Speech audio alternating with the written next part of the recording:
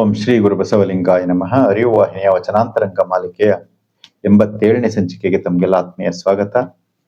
ಗುರು ಬಸವಣ್ಣನವರ ಭಕ್ತ ಸ್ಥಳದ ವಚನಗಳನ್ನು ಅಧ್ಯಯನ ಮಾಡ್ತಾ ನಾವು 86 ಸಂಚಿಕೆಗಳನ್ನು ಪೂರೈಸಿ 400 ವಚನಗಳ ಒಂದು ಅರಿಯುವ ಪ್ರಯತ್ನವನ್ನ ಮಾಡಿದ್ದೇವೆ.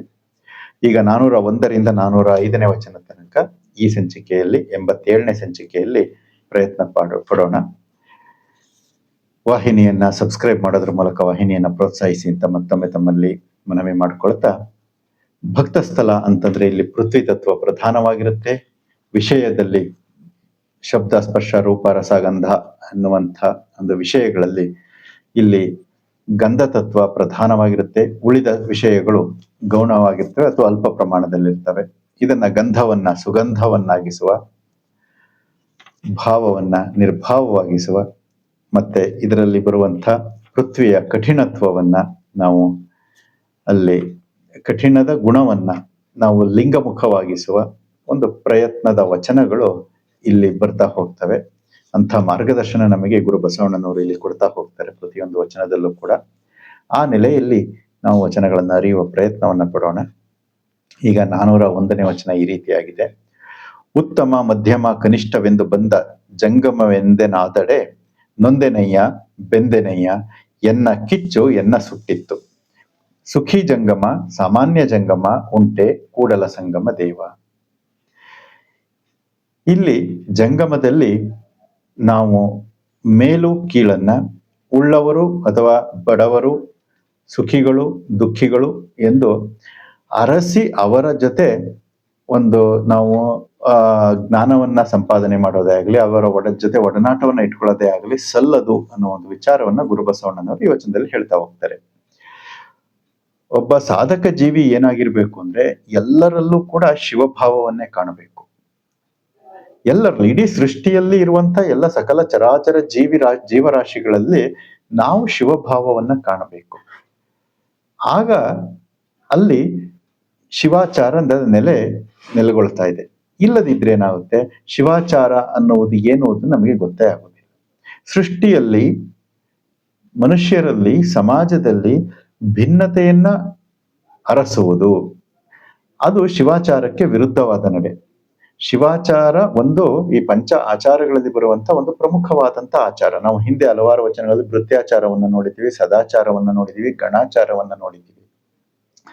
ಈ ಶಿವಾಚಾರದಲ್ಲಿ ಏನ್ ಬರುತ್ತೆ ಅಂದ್ರೆ ಎಲ್ಲರನ್ನ ಅದರಲ್ಲಿ ಶಿವಭಾವದಿಂದ ನೋಡುವುದು. ಅಲ್ಲಿ ಶಿವತತ್ವ ಇದೆ, ಅವನಲ್ಲಿಯೂ ಶಿವನಿದ್ದಾನೆ, ನನ್ನಲ್ಲಿಯೂ ಶಿವನಿದ್ದಾನೆ, ಆ ಪ್ರಾಣಿಯಲ್ಲಿಯೂ ಶಿವನಿದೆ, ಪ್ರಕೃತಿಯಲ್ಲಿ ಶಿವ ಇದೆ. ಈ ರೀತಿಯಾದಂತ ಒಂದು ಭಾವದಿಂದ ನೋಡುವ, ಎಲ್ಲವನ್ನು ಶಿವಮಯವಾಗಿ ನೋಡುವಂತ ಒಂದು ದೃಷ್ಟಿಯನ್ನ ನಾವು ಬೆಳೆಸಿಕೊಳ್ಳಬೇಕು ಅನ್ನುವುದು ಈ ವಚನದ ಒಂದು ಸಾರಾಂಶವಾಗಿದೆ. ಈ ಎಲ್ಲ ವಚನಗಳು ಅದೇ ರೀತಿ ಬರ್ತಾ ಹೋಗ್ತವೆ. ಹಾಗಾಗಿ ಇವು ಶಿವಾಚಾರವನ್ನ ಪ್ರತಿನಿಧಿಸುವಂತ ವಚನಗಳು. ಇಲ್ಲಿ ಹೇಳ್ತಾರೆ, ಉತ್ತಮ ಮಧ್ಯಮ ಕನಿಷ್ಠವೆಂದು ಬಂದ ಜಂಗಮವೆಂದೆನಾದಡೆ. ಅಂದ್ರೆ ಬಂದ ಜಂಗಮರಲ್ಲಿ, ಜಂಗಮರು ಅಂತಂದ್ರೆ ಯಾರು? ಇಡೀ ಸಮಾಜ, ಯಾರು ಬೇಕಾದ್ರೂ ಆಗಿರಬಹುದು, ಅಥವಾ ಜ್ಞಾನಿಗಳಾಗಿರಬಹುದು, ಅಥವಾ ಇಡೀ ಸೃಷ್ಟಿಯೂ ಇರಬಹುದು. ಇಲ್ಲಿ ಬಂದ ಜಂಗಮ ಅಂತ ಹೇಳ್ತಾ ಇರೋದ್ರಿಂದ ನಾನು ನೋಡುವ ಜಂಗಮ, ನಾನು ನೋಡುವ ಸಮಾಜ, ಅಥವಾ ನಮ್ಮ ಮನೆಗೆ ಬಂದಂಥ ಅತಿಥಿಗಳು ಅಥವಾ ಜ್ಞಾನಿಗಳು ಎಲ್ಲವನ್ನ ಸಮಗ್ರವಾಗಿ ನಾವು ತಿಳ್ಕೊಬೇಕಾಗುತ್ತೆ. ಇವರನ್ನ ಜಂಗಮರನ್ನ ನಾವು ಉತ್ತಮ ಮಧ್ಯಮ ಕನಿಷ್ಠವೆಂದು ಡಿವೈಡ್ ಮಾಡೋದು, ಕ್ಲಾಸಿಫಿಕೇಶನ್ ಅಂತ ಕರಿತೀವಿ. ಅಂದ್ರೆ ಇವನು ಮೇಲ್ಸ್ತರದವನು, ಇವನು ಕೆಳಸ್ತರದವನು, ಇವನು ಮಧ್ಯಮದವನು, ಇವನು ಶ್ರೀಮಂತ, ಇವನು ಬಡವ, ಇವನು ಸ್ಫುರದ್ರೂಪಿ, ಇವನು ಕುರೂಪಿ, ಇವನು ವಿದ್ಯಾವಂತ, ಇವನು ಅವಿದ್ಯಾವಂತ. ಇವೆಲ್ಲ ಯಾವುದೇ ರೀತಿಯಾದಂತ ಭೇದವನ್ನ ಮಾಡದಿರುವುದು, ಅದು ಇಲ್ಲಿ ಉತ್ತಮ ಮಧ್ಯಮ ಕನಿಷ್ಠವೆಂದು ಬಂದ ಜಂಗಮ ಎಂದೆನಾದಡೆ ನೊಂದೆನಯ್ಯ ಬೆಂದೆನಯ್ಯ. ಈ ರೀತಿ ಮಾಡಿದ್ರೆ ನೊಂದೆನಯ್ಯ ಬೆಂದೆನಯ್ಯ, ನನಗೆ ನೋವಾಗುತ್ತೆ ಅಂತ ಬಸವಣ್ಣವ್ರು ಹೇಳ್ತಾ ಇದ್ದಾರೆ.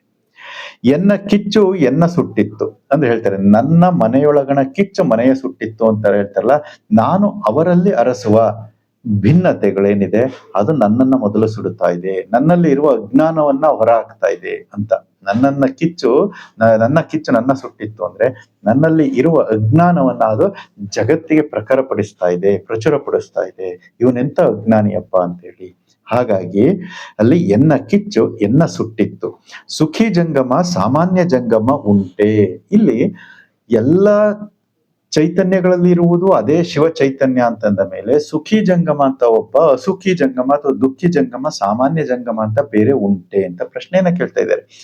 ಜ್ಞಾನ ಎಲ್ಲಿದ್ರೂ ಜ್ಞಾನವೇ, ಅದೇ ಜ್ಞಾನ. ಒಂದು ದೀಪ ಯಾವ ಒಂದು ಸ್ಥಾನದಲ್ಲಿಟ್ಟರೂ ಕೂಡ ಅದು ದೀಪ ಜ್ಯೋತಿಯನ್ನ ಬೆಳಗನ್ನ ಕೊಡುವುದೇ ಅದರ ಗುಣ. ಮತ್ತೆ ಇದು ಮೇಲ್ ಜಾಗ, ಇದು ಸ್ಮಶಾನ ಅಥವಾ ಇದು ದೇವಸ್ಥಾನ ಅಂತ ಅದೇನಾದ್ರು ಬೆಳಕು ವ್ಯತ್ಯಾಸ ಮಾಡುತ್ತಾ? ಮಾಡೋದಿಲ್ವಲ್ಲ. ಹಾಗೆ ಮನುಷ್ಯರಲ್ಲಿ ಯಾವುದೇ ರೀತಿಯಾದಂತ ಭಿನ್ನತೆಯನ್ನ ಅರಸಿದಿರುವುದೇ ಶಿವಭಾವ. ಅದಕ್ಕೆ ಶಿವ ಆಚಾರ ಅಂತ ಕರೀತಾರೆ. ಹಾಗಾಗಿ ಸುಖಿ ಜಂಗಮ ಸಾಮಾನ್ಯ ಜಂಗಮ ಉಂಟೆ ಕೂಡಲ ಸಂಗಮ ದೇವ. ಈ ರೀತಿಯಾಗಿ ಮಾಡುವುದು ತಪ್ಪು ಅಂತ ಬಸವಣ್ಣನವರು ಸ್ಪಷ್ಟವಾಗಿ ಹೇಳ್ತಾ ಇದ್ದಾರೆ. ನಮ್ಮ ನಡೆಯಲ್ಲಿ ಶಿವಾಚಾರ, ನುಡಿಯಲ್ಲಿ ಶಿವಾಚಾರಗಳು ಅಳವಟ್ಟಿರಬೇಕು. ಯಾರಲ್ಲಿಯೂ ಕೂಡ ಭಿನ್ನತೆಯನ್ನು ಅರಸಬಾರದು, ಜ್ಞಾನಿಗಳಲ್ಲಿಯೂ ಭಿನ್ನತೆಯನ್ನು ಅರಸಬಾರದು, ಜ್ಞಾನದಲ್ಲಿಯೂ ಕೂಡ ಇದು ಉತ್ತಮ ಜ್ಞಾನ, ಕನಿಷ್ಠ ಜ್ಞಾನ ಅನ್ನುವುದು ಇರೋದಿಲ್ಲ. ಹಾಗಾಗಿ ಜ್ಞಾನ ಅದು ಬೆಳಕು ಅಷ್ಟೇ. ಆ ಬೆಳಕನ್ನ ಬೆಳಕಿನ ಸ್ವರೂಪದಲ್ಲಿ ನೋಡಬೇಕೇ ಹೊರತು ಇದು ಆ ಎಣ್ಣೆಯಿಂದ ಉರಿತಾ ಇದೆ, ಅದು ಈ ಎಣ್ಣೆಯಿಂದ ಉರಿತಾ ಇದೆ, ಇದು ಈ ಬತ್ತಿ ಇದು ಈ ಜಾಗದಾಗಿದೆ, ಅದು ಆ ಜಾಗದಾಗಿದೆ, ಯಾವ ರೀತಿಯಾದಂತ ಭಿನ್ನತೆಯನ್ನು ಕೂಡ ಅರಸುವುದು ಸಲ್ಲದು ಅಂತ ಶಿವಾಚಾರದ ನಿಯಮಗಳನ್ನ ಗುರು ಬಸವಣ್ಣನವರು ನಮಗೆ ತಿಳಿಸಿಕೊಡ್ತಾ ಇದ್ದಾರೆ. ಮುಂದಿನ ವಚನವನ್ನ ನೋಡೋಣ. 402. ಲಾಂಛನವ ಕಂಡು ನಂಬುವೆ, ಅವರಂತರಂಗವ ನೀನೇ ಬಲ್ಲೆ, ತೊತ್ತಿಂಗೆ ತೊತ್ತು ಕೆಲಸವಲ್ಲದೆ ಅರಸರ ಸುದ್ದಿ ಯಮಗೆ ಕೈಯ, ರತ್ನ ಮೌಕ್ತಿಕದಚ್ಚು ಕೂಡಲ ಸಂಗಮ ದೇವ ನಿಮ್ಮ ಶರಣರು. ಈ ವಚನದಲ್ಲಿ ಗುರು ಬಸವಣ್ಣನವರು ಯಾವ ವಿಚಾರವನ್ನ ಪ್ರಸ್ತಾಪಿಸ್ತಾ ಇದ್ದಾರೆ ಅಂದ್ರೆ, ಬಹುಶಃ ಅನುಭವ ಮಂಟಪಕ್ಕೆ ಹಲವಾರು ವೇಷಧಾರಿಗಳು ಕೂಡ ಬರ್ತಾ ಇದ್ರು. ವೇಷಧಾರಿ ಕೃತಕ ಅಂದ್ರೆ ಅವರ ಕೃತಕತೆ. ಸುಮ್ಮನೆ ಈಗ ಅಲ್ಲಿ ಅನುಭವ ಮಂಟಪಕ್ಕೆ ಬರ್ಬೇಕಾದ್ರೆ ಪ್ರವೇಶದಲ್ಲಿ ಅವರಿಗೆ ಏನೋ ಸ್ಕ್ರೀನಿಂಗ್ ಅಂತ ಕರಿತೀವಲ್ಲ, ಅಲ್ಲಿ ಗೇಟ್ ಚೆಕಿಂಗ್ ಇರ್ತಾ ಇತ್ತು. ಅಂದ್ರೆ ಇಷ್ಟಲಿಂಗಧಾರಿಗಳು ಅವರುಗಳನ್ನ ಮಾತ್ರ ಒಳಗಡೆ ಬಿಡ್ತಾ ಇದ್ರು ಅನುಭವ ಮಂಟಪಕ್ಕೆ, ಬೇರೆಯವರಿಗೆ ಅವಕಾಶ ಇರಲಿಲ್ಲ.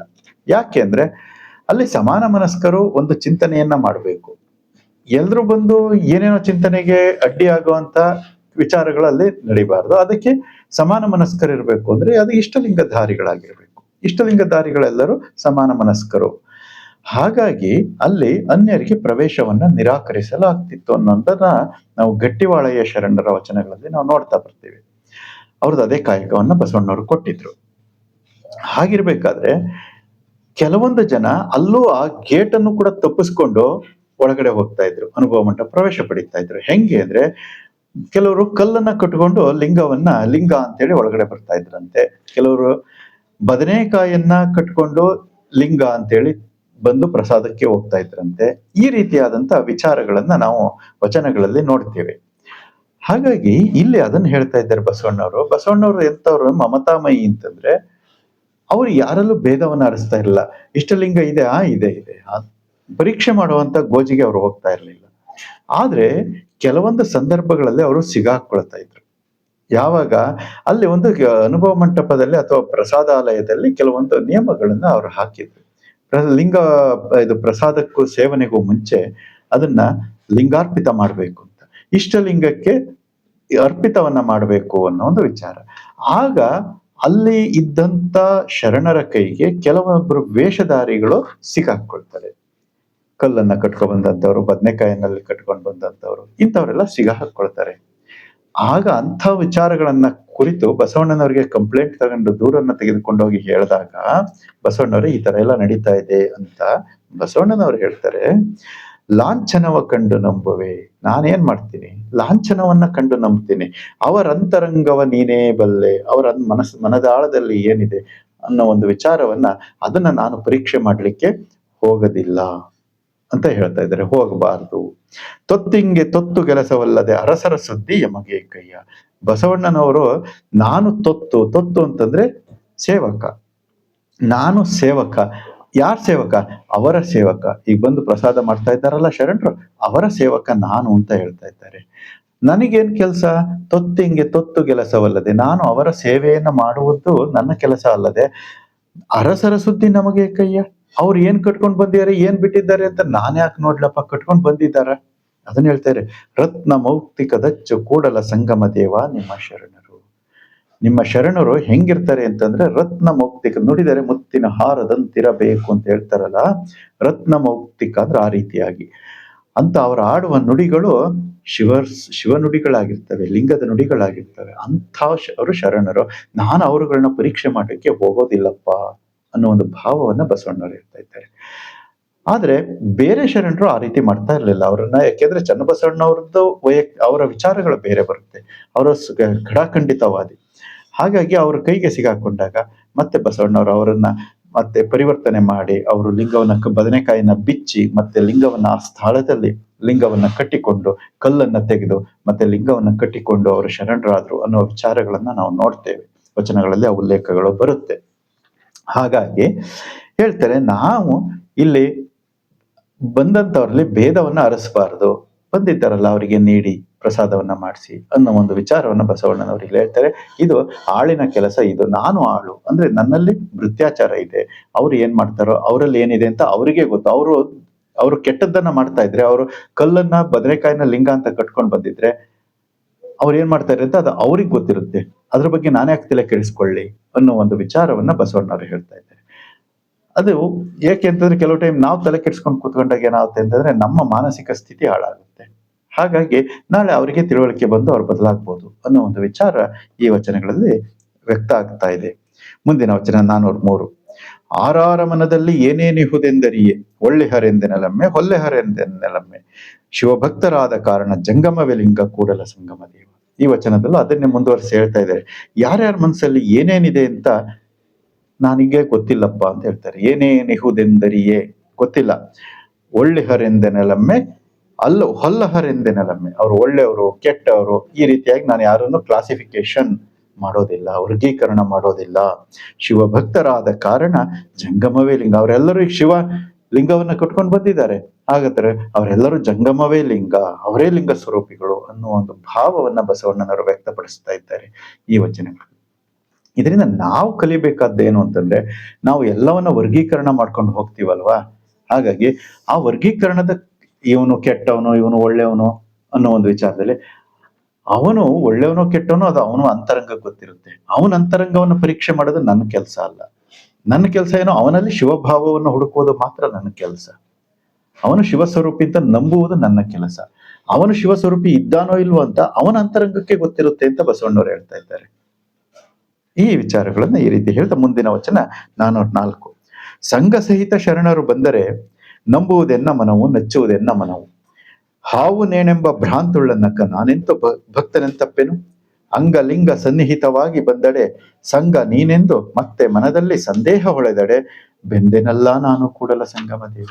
ಅದೇ ಭಾವ ಮುಂದುವರಿತಾ ಹೋಗುತ್ತೆ. ಸಂಘ ಸಹಿತ ಶರಣರು ಬಂದರೆ ಅಂದರೆ ಕೊರಳಲ್ಲಿ ಲಿಂಗವನ್ನ ಧರಿಸಿ ಮನೆಗೆ ಬಂದರೆ, ಸಂಘ ಸಹಿತ ಬಂದರೆ ನಂಬುವುದೆನ್ನಮ್ಮನ, ನಚ್ಚುವುದೆನ್ನಮ್ಮನ. ಅವ್ರನ್ನ ನಾನು ನಂಬ್ತೀನಿ, ನಂಬೋದು ನನ್ನ ಗುಣ ಅಷ್ಟೇ. ಹಾವು ನೇಣೆಂಬ ಭ್ರಾಂತುಳ್ಳನಕ ನಾನು ಹೆಂಗೆ ಭಕ್ತನಾಗ್ತೀನಿ ಅಂತ ಕೇಳ್ತಾರೆ.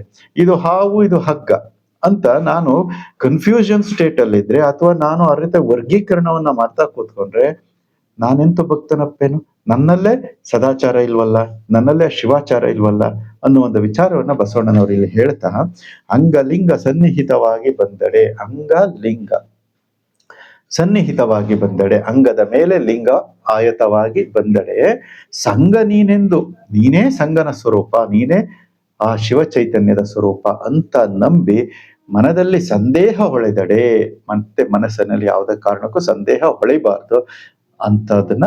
ಹಾಗೇನಾದ್ರು ಆದ್ರೆ ಬೆಂದೇನಲ್ಲ ನಾನು ಕೂಡಲ ಸಂಗಮ, ನನ್ನ ಮನಸ್ಸಿಗೆ ತುಂಬಾ ನೋವಾಗುತ್ತೆ ಅಂತ ಬಸವಣ್ಣನವರು ಹೇಳ್ತಾ ಇದ್ದಾರೆ. ಹಾಗಾಗಿ ಯಾವುದೇ ಕಾರಣಕ್ಕೂ ನಾವು ಆ ರೀತಿ ಭಿನ್ನತೆಯನ್ನ ಅರಸಬಾರದು ಅನ್ನೋದು. ಅವರ ಅಂತರಂಗ ಅವರಿಗೆ ಗೊತ್ತಿರುತ್ತೆ. ಅವರ ಅಂತರಂಗವನ್ನ ಹುಡುಕುವಂತ ಪ್ರಯತ್ನವನ್ನ ನಾನು ಮಾಡಿ ನನ್ನ ಅಂತರಂಗವನ್ನ ಕಲುಷಿತಗೊಳಿಸಿಕೊಳ್ಳಬಾರದು ಅನ್ನುವುದು ಬಸವಣ್ಣನವರ ಒಂದು ನಿಲುವು. ಮುಂದಿನ ವಚನ 405. ಕೆಂಡದಲ್ಲಿಟ್ಟಡೆ ಮೈ ಬೆಂದುದೆಂಬರು, ಕೊಂಡಿಟ್ಟವನ ಕೈ ಮುನ್ನವೇ ಬೆಂದುದು. ನೊಂದೆ ನಾನು ನೊಂದೆನಯ್ಯ, ನಾನು ಬೆಂದೆನಯ್ಯ, ಕೂಡಲ ಸಂಗನ ಶರಣರ ಕಂಡು ಕಾಣದಂತಿಂತಡೆ ಅಂದೇ ಬೆಂದೆನಯ್ಯ.